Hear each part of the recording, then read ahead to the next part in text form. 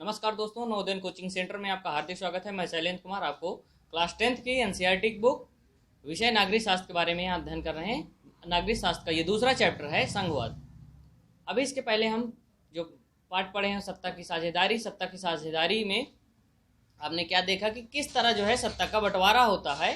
अब यहाँ संघवाद जो होता है उसमें क्या होता है, सत्ता का बंटवारा ही जो है क्या है संघवाद कहलाता है। मतलब कि संघवाद ही इसे कहते हैं क्योंकि संघवाद में क्या होता है, सभी जो है सत्ता का बंटवारा किया जाता है संघ पूरे जो है। और इसमें इस चैप्टर में देखेंगे कि पहले तो हम ये बात देख लेते हैं कि इस चैप्टर को समझने से पहले कि बेल्जियम और जो श्रीलंका का उदाहरण लिए थे, इसके पहले वहाँ पे क्या हुआ था, सत्ता का बंटवारा का दोनों रूप अलग अलग देखते हैं कि देखे थे कि सत्ता का बंटवारा किस तरह होता है, फिर संघवाद किस तरह बनता है। अगर संघ जो है नहीं बनता है तो फिर उसके दुष्परिणाम क्या होते हैं, गृह युद्ध जैसी स्थिति आ जाती है। इस तरह के बहुत सी चीज़ें हम पिछले अध्याय में जानने को मिली हैं। अब यहाँ बात करते हैं कि इस चैप्टर में क्या है कि जैसे संघवाद क्या है। संघवाद जानने से पहले आप देखेंगे कि बेल्जियम में पहले क्या हुआ था कि पहले वहाँ पे सब लोगों को बराबर अधिकार नहीं मिला रहता है। अलग जैसे जो डच रहते हैं वो अलग, उनकी जनसंख्या दूसरी रहती है और जो है दूसरे भाषी लोग रहते हैं। तो यहाँ पे क्या होता है कि बाद में जब उनका संविधान बनता है तो उसमें देखेंगे कब 1993 उनके केंद्रीय जो शक्ति होती है उसमें जो कमियां रहती हैं, बाद में 1993 में फिर उनमें बदलाव किए जाते हैं और जो प्रांतीय सरकार होती है उनको क्या किया जाता है, फिर से उनको अधिकार बढ़ा दिए जाते हैं। इस तरह क्या करते हैं, जो टकराव होते हैं वो ना हो पैदा हो, जैसे कि गृह युद्ध जैसी स्थिति आती है वो बेल्जियम में वैसी स्थिति नहीं आती, क्योंकि सभी की भावनाओं का और सभी की भाषाओं का, संस्कृति का, सबका सम्मान किया जाता है। इसके वजह से उन टकराव से बच जाते हैं। दूसरी बात करते हैं श्रीलंका क्या होता है। श्रीलंका को व्यवहारिक रूप से क्या होते हैं कि देखेंगे कि अभी भी क्या है, एकात्मक ही है। जबकि तमिल के नेता वहाँ चाह रहे कि वो चाह रहे थे कि सच्चे रूप में वहाँ पे क्या हो, एक संघीय व्यवस्था स्थापित हो।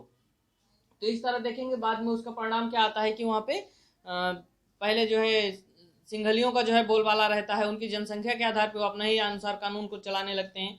तो वहाँ पे क्या होता है, तमिल की जो है ज़्यादा उनका ध्यान नहीं दिया जाता, जिसके वजह से वो क्या होता है, बाद में गृह युद्ध जैसी स्थिति पैदा होती हैं। तो यहाँ पे देखेंगे कि एक तरफ क्या होता है, संघीय शासन व्यवस्था में और एकात्मक शासन व्यवस्था में अंतर क्या होता है, ये दोनों उदाहरणों से हमें जानने को मिलेगा। जैसे कि बेल्जियम में क्या है, संघीय शासन व्यवस्था होती है, टकराव जैसी स्थिति नहीं पैदा होती, लेकिन यहीं पे एकात्मक जैसी व्यवस्था श्रीलंका में जब स्टार्टिंग में आज़ाद होने के बाद वहाँ पे जो स्थिति पैदा हुई, गृह युद्ध, उसका परिणाम आता है। तो इस तरह हमें जानने को मिलती है कि संघात्मक से क्या जो है फायदे होते हैं और एकात्मक से क्या जो है उसके नकारात्मक परिणाम मिलते हैं। तो इस तरह हम आगे आते हैं कि ये संघवाद में कैसे क्या होता है कि संघीय व्यवस्था क्या होती है, संघीय व्यवस्था की क्या क्या विशेषताएं होती हैं। संघीय व्यवस्था में विशेषताओं की बात करेंगे तो यहाँ पे उदाहरण लेते हैं इन 7 जो है संघीय शासन व्यवस्था की कुछ महत्वपूर्ण जो विशेषताएं हैं, इन विशेषताओं के माध्यम से हम संघीय व्यवस्था को समझने के प्रयास करते हैं कि संघीय व्यवस्था में क्या क्या चीज़ें होती हैं, कैसे जो है संघीय व्यवस्था की जो सरकार होती है किस आधार पर चलती है, वो बातें यहाँ पे ये विशेषताएं हैं संघीय व्यवस्था की। संघीय व्यवस्था में क्या होती है कि 2 या 2 से अधिक स्तरों वाली सरकार होती है। मतलब कि जैसे केंद्रीय जो है स्तर की एक सरकार, एक राज्य के स्तर की सरकार, या तो मान लीजिए एक जो है स्थानीय स्तर की सरकार, मतलब 3 स्तर की सरकार। तो जैसे भारत में है तो यहाँ पे क्या होता है कि पहला जो पॉइंट है वो है कि 2 या 2 से अधिक जो है स्तरों की सरकार होती है, किसमें, संघीय व्यवस्था में। दूसरा पॉइंट है अलग स्तर की सरकार जो है, अलग अलग जो स्तर की सरकार होगी वो एक ही नागरिक समूह पे, अलग अलग स्तर की जो सरकार होती है एक ही नागरिक समूह पे क्या करती है कि जो है शासन करती है और जो है वहाँ पे एक कानून बनाती है और इसके बाद कर वसूलने और प्रशासन जैसे करने का उनको पूरा अधिकार होता है। मतलब नागरिक एक ही रहते हैं, केंद्र 2 स्तर की सरकारें काम करती है। जैसे भारत के ऊपर देख ले, भारत में ही देखें, केंद्र सरकार होती है, राज्य सरकार होती है, नागरिक एक होते हैं और दोनों सरकार एक ही नागरिक पे दोनों अलग अलग तरीके से उनके अधिकार बटे होते हैं, उनके अनुसार वो दोनों जो है उन पे क्या करती है, शासन करती है। मतलब और इसके बाद देखते हैं कि जो तीसरा पॉइंट है वो क्या है कि संविधान बनाने, जो संविधान है, संविधान में क्या है कि दोनों के, राज्य और केंद्र के क्या है, अलग अलग जो है उनके जो अधिकार क्षेत्र हैं स्पष्ट रूप से संविधान में दिए गए होते हैं कि केंद्र का ये सरकार जो है ये जिम्मेदारी, राज्य सरकार की ये अधिकार क्षेत्र हैं। तो मतलब कि अधिकार क्षेत्र बटे होते हैं। जैसे आपको पहले बता दिए कि इसमें जैसे कर वसूलने का ले लीजिए, कर वसूलने जैसे कि हर जगह जो है कर वसूलने में जो अनुसूची में उनके अलग, जैसे केंद्र संघ सूची के अंतर्गत जितने आते हैं, जैसे राज्य सूची में है पुलिस है और जो है व्यापार है, ये सब आ जाता है।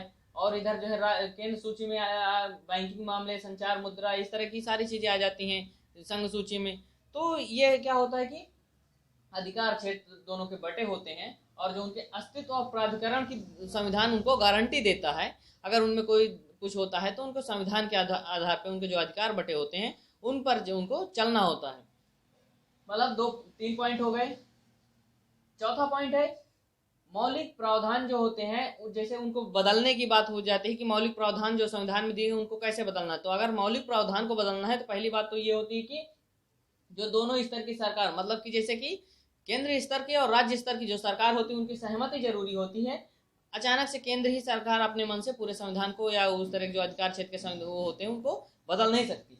दूसरी बात होती है कि अदालतों को संविधान और सरकार के अधिकार की जो है व्याख्या करने का पूरा अधिकार होता है।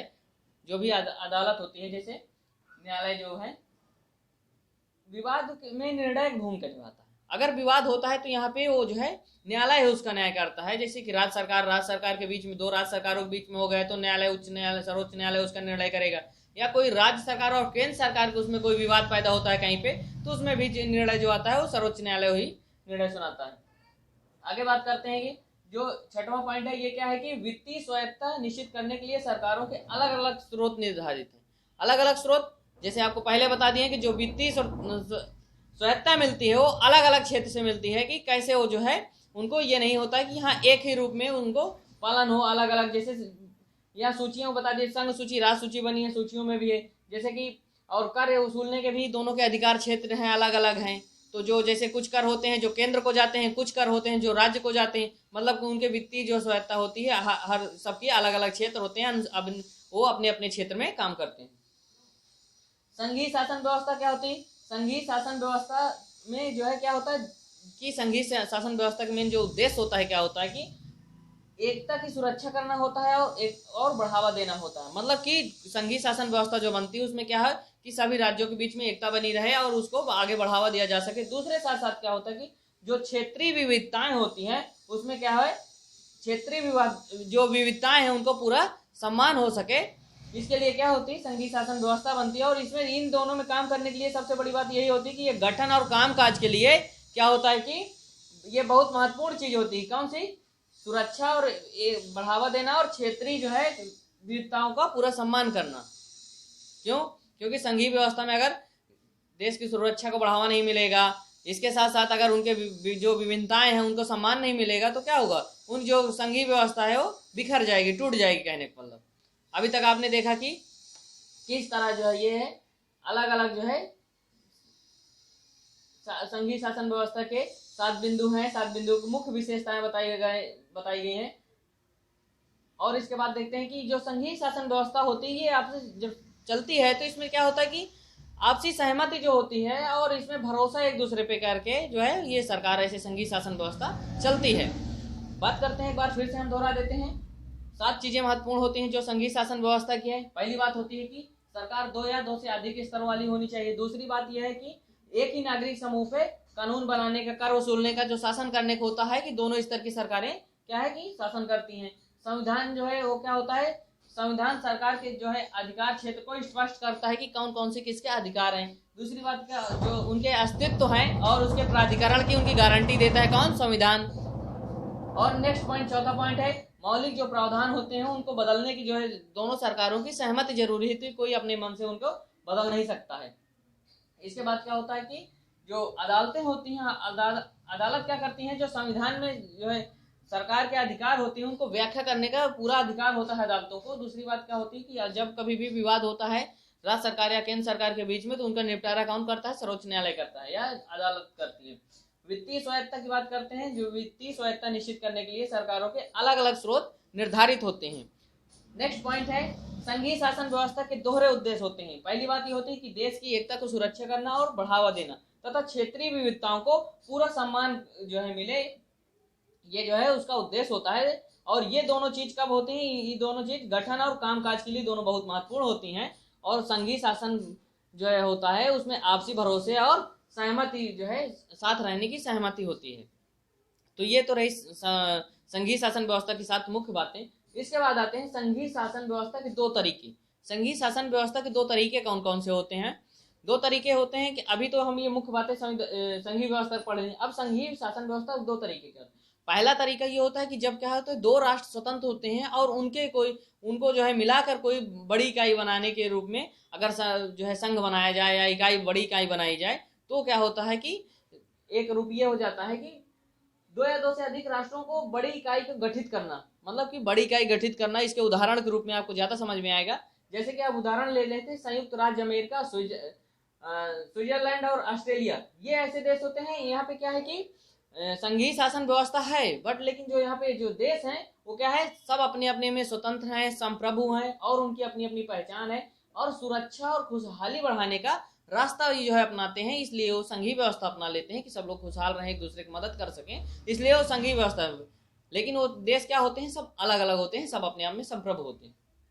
दूसरे जो है एक जो है संघीय शासन व्यवस्था का तरीका क्या है, दूसरे संघीय शासन व्यवस्था में क्या होता है, बड़े जो देश होते हैं वो आंतरिक विविधता के जो है क्या करते हैं, राज्यों का गठन कर लेते हैं। उदाहरण के रूप में यहाँ देखिए, जैसे उदाहरण के रूप में देखें भारत की स्थिति है। इस दूसरे तरीके में क्या है, राज्य और राष्ट्रीय सरकारों के बीच क्या होता है, सत्ता का बंटवारा कर दिया जाता है। जैसे केंद्र सरकार और राज्य सरकार बीच में बंटवारा कर दिया जाता है। इसके उदाहरण के रूप में भारत की संघीय शासन व्यवस्था को देखा जा सकता है और बेल्जियम की शासन व्यवस्था को देखा जा सकता है और फ्रांस की देखा जा सकता है, क्योंकि बेल्जियम में भी ऐसा ही होता है कि सत्ता का पूरा बंटवारा कर दिया जाता है और सही रूप से किया जाता है, एक लोकतांत्रिक तरीके से किया जाता है। जो कमियां रहती हैं बाद में सुधार कर दिए जाते हैं और प्रांतीय सरकार को अधिकार बढ़ा दिए जाते हैं। इसके बाद बात करते हैं कि जो ये संघीय शासन व्यवस्था है इसमें किस तरह जो है अपना जो है वो करते हैं। जैसे भारत के यहाँ ले लेते हैं, भारत में संघीय शासन व्यवस्था, अभी तो हम दोनों तरीके की बात कर ली। एक ये होता है संघीय शासन व्यवस्था दो तरीके, पहला तरीका पहले में होता है कि स्वतंत्र राष्ट्र मिलकर कोई बड़ी इकाई बनाते हैं, दूसरे में होता है कोई बहुत बड़ा देश हो और उसी को क्या हो कोई उसको राज्यों में बांटकर उसमें जो है उसका गठन किया जाए, वो संघीय शासन व्यवस्था का एक और उदाहरण, दूसरा तरीका। अब तीसरे पॉइंट में हम आते हैं, क्या है थर्ड पॉइंट में, भारत में संघीय व्यवस्था। भारत में संघीय व्यवस्था क्या है, संघीय शासन व्यवस्था, ये अभी जो हम 7 जो है विशेषताएं बताए हैं, इन 7 विशेषताओं पे पूरा भारत खरा उतरता है और इसी के आधार पे भारत की संघीय व्यवस्था चलती है। जो 7 पॉइंट है, ये सारे 7 पॉइंट देखे जा सकते हैं भारत के संघीय शासन व्यवस्था में। आगे बात करते हैं हम, संघ सरकार मतलब कि केंद्र सरकार और राज्य सरकार में क्या होता है, यहाँ पे बंटवारा किया जा, यानी कि जो संघीय शासन व्यवस्था है जो बटी हुई है वो संघ सरकार और राज्य सरकार में बटी हुई है। और बाद में क्या होता है, शुरू में जब संविधान बना था तो उसमें संघ सरकार राज्य सरकार वो जो है क्या होता है, पहले इनको वो किया जाता है, बाद में उसमें पंचायत और नगर पालिका के रूप में मान्यता दी जाती है। वो तीसरे स्तर की सरकार होती है, ये तीसरे स्तर की सरकार बाद में जोड़ते हैं पंचायत और नगर पालिका को, पहले केंद्र सरकार और राज्य सरकार में उसको बांटा जाता है। अधिकार की जो 3 जो यहाँ पे भारत की संघीय शासन व्यवस्था है, वहाँ पे अधिकार के जो है 3 सूचियों में, यानी कि उनके सबके अधिकार को 3 भागों में बांटा गया है। अधिकार की बात करते हैं तो जैसे संघ सूची की बात करें तो यहाँ 3 सूचियां, कौन कौन सी, संघ सूची, राज्य सूची और समवर्ती सूची। तीनों सूचियों में देखेंगे, जो संघ सूची है इसमें जो कानून बनाने का अधिकार है वो सिर्फ किसको है, केंद्र सरकार को है। और संघ सूची में क्या है, कौन कौन से क्षेत्र आते हैं इसको हम जानने की कोशिश करते हैं। प्रतिरक्षा के क्षेत्र में, विदेशी मामले में, बैंकिंग में, संचार में और मुद्रा में और राष्ट्रीय महत्व जो भी चीजें होती हैं उसमें जो है किसका अधिकार होता है, संघ सूची का होता है। और संघ सूची किसके अंतर्गत आती है, केंद्र सरकार के अंतर्गत। और इस सूची में की जो कानून बनाने का अधिकार होता है केंद्र सरकार को होता है। अब आगे आते हैं राज्य सूची। राज्य सूची में बात करेंगे कौन कौन से पहले अधिकार क्षेत्र आते हैं। राज्य सूची जो है इसमें जो है कानून बनाने का अधिकार राज्य सरकार को होता है। और ये जो है एक चीज और है, यहाँ पे क्या है कि संघ और राज्य सूची जो होती हैं एक दूसरे में केंद्र और राज्य हस्तक्षेप नहीं कर सकते हैं, सबके अलग अलग अधिकार होते हैं, अधिकार क्षेत्र में दोनों काम करते हैं। राज्य सूची में कौन कौन से क्षेत्र आते हैं, पुलिस है, व्यापार है, वाणिज्य है, कृषि, सिंचाई जैसे स्थानीय और प्रांतीय जो मुद्दे होते हैं उन पे जो है जो कानून बनाने का अधिकार होता है वो किसका होता है, राज्य सरकार का होता है। और ये सब राज्य सूची के अंतर्गत आते हैं। और तीसरा है समवर्ती सूची। समवर्ती सूची क्या है, शिक्षा, वन, मजदूर संघ और विवाह या गोद लेना या उत्तराधिकार से संबंधित जो भी मामले होंगे, कौन कौन से, शिक्षा के मामले में या वन के मामले में या मजदूर संघ के मामले में या विवाह के मामले में या गोद लेने के संबंध में या तो उत्तराधिकार से संबंधित कोई भी मुद्दे होंगे उन पे जो है निर्णय लेने का अधिकार किसको होगा, संघ और राज्य दोनों को होगा, मतलब केंद्र सरकार और राज्य सरकार का दोनों होगा। हाँ, यहाँ पर एक बात ध्यान रखने की ये बात होती है, जब दोनों सरकार में जैसे कि इस मुद्दे पर टकराव होता है, मतलब कि संघ सूची में टकराव होता है, तो उसमें जो है जो मान्यता मिलती है, प्रमुखता दी जाती हो, केंद्र सरकार की बात मानी जाती है। इसमें कानून बनाने का अधिकार तो दोनों को होता है, लेकिन अगर टकराव हो जाता है तो कानून केंद्र सरकार का जो है माना जाता है। अगर कोई उसमें है तो केंद्र सरकार का पक्ष जो है उसमें भारी होता है। आगे आते हैं कि सबको साथ लेकर चलने की जो नीति है, इसमें क्या होता है, बड़ी बड़ी संघीय व्यवस्थाओं में क्या होता है, सबको बराबर साथ लेकर नहीं चल पाया जाता। मतलब कि जैसे सबको बड़ी संघीय व्यवस्था है तो उसमें सबको बराबर तो लेके चलते हैं, लेकिन जो अधिकार मामले में है, जैसे कि बात करते हैं जो साथी इकाई, जैसे इकाई मिलकर पूरा संघ बना और सभी इकाइयों को बराबर अधिकार मिले, तो ऐसा नहीं हो पाता है। क्यों? क्योंकि सबको साथ लेकर चलने की, जहाँ की हर जगह की अलग अलग कंडीशन होती है, उस तरह की कंडीशन वहाँ पे देखी जाती है। जैसे कि यहाँ पे देखेंगे, जैसे जम्मू कश्मीर है, जम्मू कश्मीर को पहले क्या किया गया था, वहाँ की को जो है सबसे जो पूरे देश के और राज्य थे वहाँ से सबसे अलग अधिकार दिए गए थे, क्योंकि उसको साथ लेकर चलने की उसमें। और इसके बाद जो है देखते हैं कि केंद्र सरकार की, केंद्र शासित प्रदेश जो होते हैं, केंद्र शासित प्रदेश में भी वही चीज होती है, जो अलग और क्षेत्र होते हैं वहाँ पे जैसे राज्य का पूरा कब्जा होता है, राज्य के यानी कब्जा क्या कहें, राज्य का अधिकार होता है। लेकिन केंद्र शासित प्रदेश जो होते हैं उसमें क्या है, दूसरे प्रदेशों से क्या होता है, वहाँ पे केंद्र का जो है नियंत्रण रहता है, तो जिसकी वजह से जो है वो वहाँ पे अलग जो है व्यवस्था रहती है। जैसे चंडीगढ़ और लक्षद्वीप और दिल्ली जो है वो जो राज्य सरकारों को अधिकार दिए जाते हैं, यहाँ के कुछ थोड़ा सा अलग रहते हैं अन्य से। तो बात कर रहे हैं कि मतलब कि सभी इकाइयों को बराबर अधिकार नहीं मिल पाते हैं सबको साथ लेके चलने के लिए। और बात करते हैं केंद्र सरकार के सत्ता का बंटवारा जो है, अगर केंद्र सरकार के सत्ता का जो बंटवारा है उसके मामले में कहीं अगर बात की जाए तो कैसे जो है बंटवारा, अगर बंटवारा के मामले में आ जाए तो यहाँ पे जैसे कि बंटवारा करते हैं, बंटवारा करना है तो उसमें संविधान के अनुसार किया जाए। लेकिन संविधान में ही अगर कोई सत्ता का ये हो कि इधर उधर किया जाए तो उसमें सबसे बड़ी बात होती है कि दोनों संसद के जो सदन होते हैं, मतलब कि उनका जो है क्या होता है, अनुमति लेनी जरूरी होती है। मतलब उनके अनुसार क्या हो, अनुमति कैसे कि दोनों सदन, जैसे कि राज्यसभा से अगर बात करेंगे और इसके बाद विधानसभा की बात करेंगे, और इसके बाद जैसे कि इसमें विधानसभा से भी मंजूरी लेना होता है।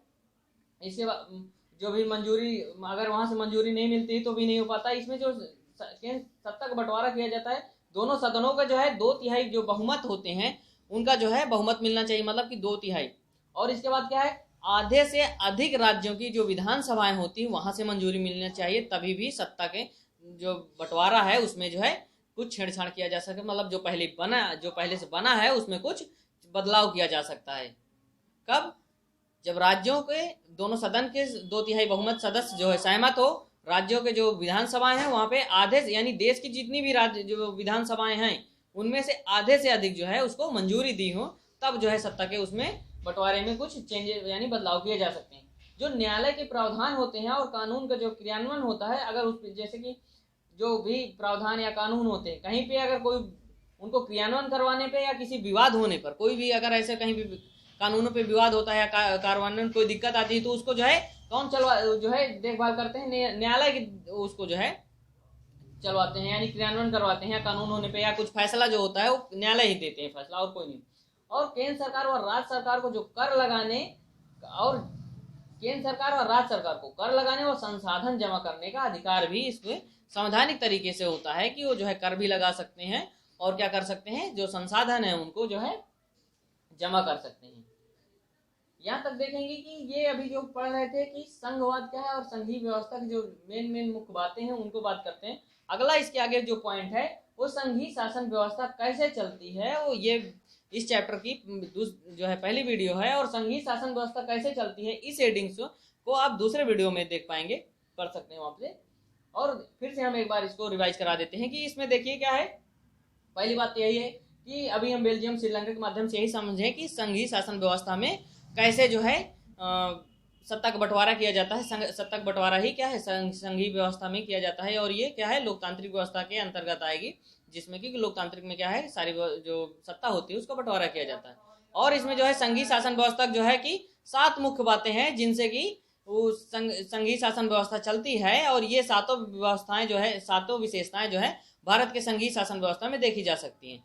और संघीय शासन व्यवस्था के आप 2 तरीके बताएं, एक तो स्वतंत्र राष्ट्र मिलकर जो उसको सत्ता जो है संघीय जो है व्यवस्था बनाए, दूसरा क्या है कि पहले का उदाहरण बता दिए कि जैसे अमेरिका में कई स्वतंत्र राष्ट्र हैं, वो जो मिलके अगर संघीय शासन व्यवस्था बना ले रहे हैं तो क्या हो जाएगा, एक तरीका अलग हो जाएगा। दूसरा तरीका होता है जो बहुत बड़े देश हैं और उसमें जो है राज्यों का जो है राज्यों के रूप में डिवाइड करके उसको जो है बनाया जाए, अगर कोई संघीय व्यवस्था, ये दूसरा तरीका हो जाता है। जैसे बेल्जियम में देखें और भारत में जो व्यवस्था चल रही है ये आएगी दूसरे तरीके में। और भारत की संघीय व्यवस्था बताएं कैसे भारत की संघीय व्यवस्था चलती है, ये सातों जो है विशेषताएं उसमें आती हैं। दूसरी बात आती है कि ये जो है संघ कैसे इनमें अधिकार का बंटवारा किया जाता है। संघ सूची, राज्य सूची और समवर्ती सूची में तीनों का जो है अधिकार जो है बंटवारा किया गया है कि कैसे कैसे जो है इनका बंटवारा जो है अपने अपने काम करें। संघ सूची में जैसे केंद्र का जो है नियंत्रण रहता है, अधिकार होता है कानून बनाने का और उसका जो है, और राज्य में राज्य सरकार का अधिकार होता है। समवर्ती सूची में जो है दोनों का, राज्य और केंद्र का दोनों नियंत्रण रहता है, लेकिन अगर कहीं विवाद होता है तो उसमें केंद्र को जो है ज्यादा प्राथमिकता दी जाती है। और इस तरह की जो है अभी तक देखें कौन कौन सी, जैसे कि अगर कहीं सत्ता बंटवारा की उसमें कोई दिक्कत आती है तो दोनों सदनों के 2/3 बहुमत सदस्यों का होना चाहिए। दूसरी बात क्या होना चाहिए कि इसमें जो है आधे से ज्यादा अधिक विधानसभाओं का जो है मंजूरी लेना पड़ता है और संसद की दोनों सदनों की जो है मंजूरी होनी चाहिए। इस तरह देखते हैं कि ये जो है संघवाद को यहाँ तो समझने की कोशिश किए हैं। अगले यहाँ संघीय शासन व्यवस्था कैसे चलती है इसका नेक्स्ट वीडियो में आप अच्छे से देख पाएंगे। उम्मीद करते हैं अभी तक के इस चैप्टर में यहाँ तक आपको अच्छे से समझ में आया होगा। आशा करते हैं हमारी वीडियो अच्छी लगी होगी, तो प्लीज़ हमारे चैनल को सब्सक्राइब करिए, लाइक करिए एंड शेयर करिए। Thank you.